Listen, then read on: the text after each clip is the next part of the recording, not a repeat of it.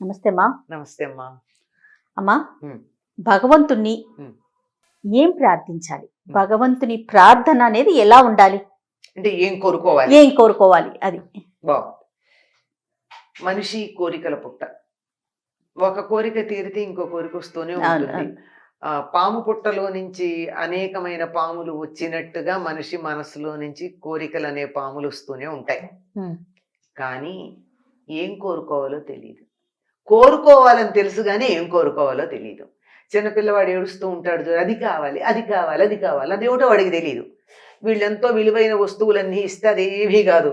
అక్కడ మనం పడేసినటువంటి సబ్బు కాటనో ఏదో వాడు కావాలని అవును. అడుగుతాడు. అంటే ఏం కావాలో తెలియదు కానీ కావాలని ఏడుస్తూ ఉంటాడు. ఆ పిల్లడి మనస్తత్వమే మనిషికి ఎంత వయసు వచ్చినా ఉండేది. ఏదో కావాలని తెలుసు కానీ ఏం కావాలో తెలియదు. అందుకని శంకర్లు మనకి పూజా విధానంలో నువ్వేం కావాలో, నీకు ఏం కోరుకోవాలో తెలియదు కనుక ఇదిగో నేను చెప్తున్నాను, ఇలా కోరుకోమని చెప్పి సంకల్పంలో చెప్పారు. ధర్మార్థ కామ మోక్ష చతుర్విధ ఫల పురుషార్థ సిద్ధ్యర్థం అని. ధర్మము, అర్థము, కామము అనబడే చతుర్విధ ఫల పురుషార్థాలు నాకు లభించాలి అని చెప్పి ఇవే కదా కావాలి మనిషి అయిన వాడు పుట్టాక సాధించాల్సినవి. కానీ అట్లా కాకుండా ఇంకా తర్వాత చాలా కోరుకుంటాం. ఏం కోరుకోవాలో తెలియదు కనుక ఇలా చెప్పినా అది సంకల్పంలో చెప్పుకుని రోజు సంకల్పం చెప్పి పూజ చేసుకునే అలవాటు కూడా చాలా మందికి లేదు కదా. అంచేత అది కూడా కాకుండా అది కావాలి, ఇది కావాలి, అది కావాలి అని కోరుకుంటారు. ఇవన్నీ అయ్యాక ఏదో మా అమ్మాయికి పెళ్లి కావాలి కోరుకుంటారు. అయ్యాక మళ్ళీ అయితే పూజ మానేస్తావా? మానవు కదా. మనవడు పుట్టాలి, ఆ తర్వాత వాడు చదువు, ఇలా పెరిగిపోతూ ఉంటాయి. ఇవన్నీ వాళ్ళు చూసుకుంటారు కదా. నువ్వు నీ కూతురు గురించి చూసుకున్నట్టు నీ కూతురు తన కొడుకు గురించి చూసుకోదు. నీకెందుకు సమస్య? ఇంకా ఎంతకాలం రాచుకుంటావు, పూచుకుంటావు, పట్టుకుంటావు? ఏదన్నా తేడా వస్తే నీ వల్ల అని మళ్ళీ చివాట్లు తినడానికి పిల్లల నుంచే. అందువల్ల నిజానికి ఏం కోరుకోవాలని చెప్తారంటే, ఇది విదురుడు కృష్ణుని ప్రార్థించాడు అంటారు. ఏదైనా సరే అనాయాసేన మరణం వినా దైన్యేన జీవనం దేహాంతే తవ సాయుధ్యం దేహిమే జనార్దన. ఇది కోరుకోవాల్సింది, అంతకన్నా ఇంకేమక్కర్లా. అనాయాసేన మరణం, ఏ రకమైన కష్టము లేకుండా నాకు మరణం రావాలి. ఇది చాలా కష్టం అండి. అందులో ఈ కాలంలో నరకయాతన ఇక్కడే పడకుండా శరీరం వదలడం అన్న చాలా తక్కువ మందికి లభ్యమవుతోంది. నరకం ఇక్కడే అనుభవిస్తుంది. అవును, అవును. హాయిగా ప్రాణం వదలడం ఎట్లా? ఉర్వారుకమివ బంధనాన్ మృత్యోర్ముక్షీయమామృతాత్ అన్నట్టు వదలాలి. అంటే దోసపండు తొడిమ నుండి విడిపడి ఏ రకంగా ఏ శ్రమ తెలియకుండా యువతలకు వస్తుందో అంత హాయిగా నన్ను మృత్యువు నుండి దూరం చేయమని రోజు ప్రార్థిస్తాం మనం, మహామృత్యుంజయ మంత్రం అన్న పేరుతో. అట్లాంటి మరణం కావాలి అనాయాసంగా. జీవితం అంతా ఎందుకు కష్టపడతామో తెలుసా అమ్మా? సుఖంగా చచ్చిపోవడానికి. కానీ ఎంతమంది గ్రహిస్తున్నాం ఈ విషయాన్ని? అందుకే ఇది గుర్తు చేస్తున్నారు. రెండోది వినా దైన్యేన జీవనం, ఏ రకమైన దైన్యము లేకుండా బతకడం. అంటే ఆఖరి క్షణం దాకా నేను ఎవరి మీద ఆధారపడకుండా అంటే ఏమిటి?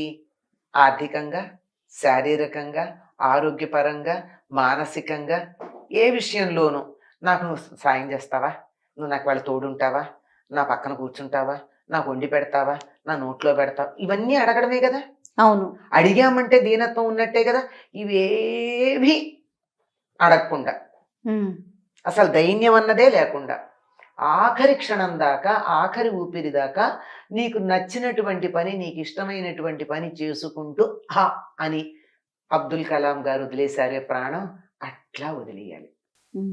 ఒక మహర్షి మహాప్రస్థానం అని అన్నాను అప్పుడు నేను అబ్దుల్ కలాం గారి గురించి.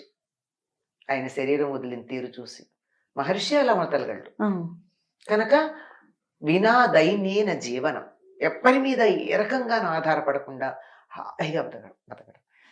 దేహాంతే తవ సాయుధ్యం, శరీరం వదిలిపెట్టాక నీతో కలిసిపోవడం. ఇవి నాయన నాకు ఇవ్వాలి అని కోరుకోవాలట. ఇందులో అన్నీ ఉన్నాయా లేదా? అనునిత్యం అమ్మా, అనునిత్యం.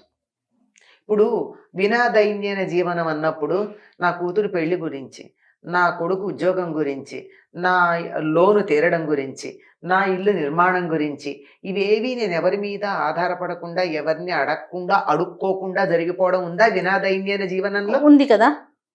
ఇంకేమిటి కోరుకోవాలి? అనాయాసేన మరణం. ఏ గొట్టాలు సూదులు శరీరంలో లేకుండా అలా హాయిగా ఉన్నది ఉన్నట్టుగా చెప్పాక అబ్దుల్ కలాం గారి లాగా చక్కగా నచ్చిన పని చేసుకుంటూ అలా శరీరం వదలడం అన్నది నచ్చినటువంటి సముదాయంలో ఉండి అలా వెళ్ళడం ఉన్నదే ఇది కోరుకోవాలి. ఇది భగవంతుని ప్రార్థించాలి. ఈ విధంగా ప్రార్థించటం అన్నది తప్పనిసరిగా చేయాల్సింది. సంకల్పం చెప్పి పూజ చేసేటప్పుడు ధర్మార్థ కామ మోక్ష చతుర్విధ ఫలపురుషార్థాలని చేయాలి చేయాలి. మామూలుగా ప్రార్థన చేసుకోవాలి. అవేం లేకుండా ప్రార్థన చేస్తే అనాయాసేన మరణం వినా దైన్యేన జీవనం దేహాంతే తవ సాయుధ్యం దేహిమే జనార్దన. అమ్మవారి కూడా అయితే మహేశ్వరి అంటాం అంతే. అలా అదే కావాలని ప్రార్థించుకోవాలి. జీవితం అంతా ఎందుకు కష్టపడతామో తెలుసా అమ్మా? సుఖంగా చచ్చిపోవడానికి. కానీ ఎంతమంది గ్రహిస్తున్నాం అమ్మ ఈ విషయాన్ని? గ్రహించట్ల. అందుకే ఇది గుర్తు చేస్తున్నారు. రెండోది వినా దైన్యేన జీవనం. ఏ రకమైన దైన్యము లేకుండా బతకడం అంటే ఆఖరి క్షణం దాకా నేను ఎవరి మీద ఆధారపడకుండా అంటే ఏమిటి?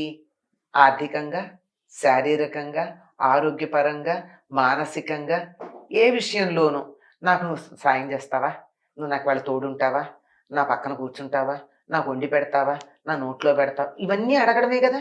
అవును, అడిగామంటే దీనత్వం ఉన్నట్టే కదా.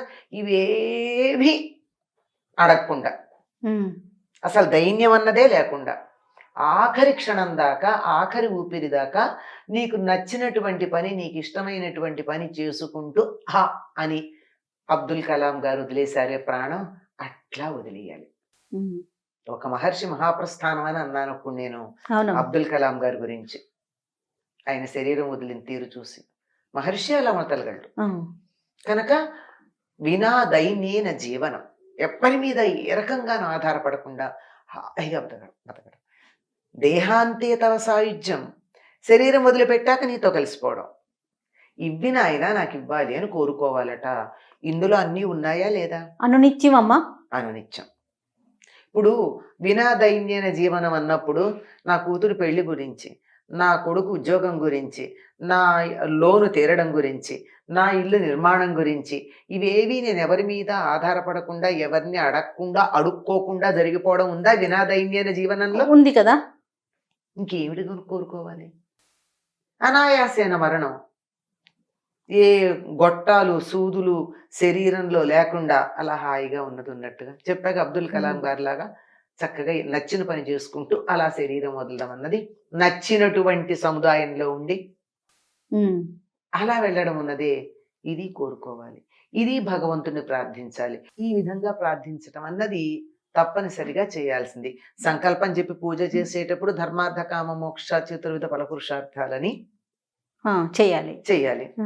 మామూలుగా ప్రార్థన చేసుకోవాలి. అవేం లేకుండా ప్రార్థన చేస్తే అనాయాసేన మరణం వినా దైన్యేన జీవనం దేహాంతే తవ సాయుధ్యం దేహిమే జనార్దన. అమ్మవారి కూడా అయితే మహేశ్వరి అంటాం అంతే. అలా అదే కావాలని ప్రార్థించుకోవాలి. నమస్తే.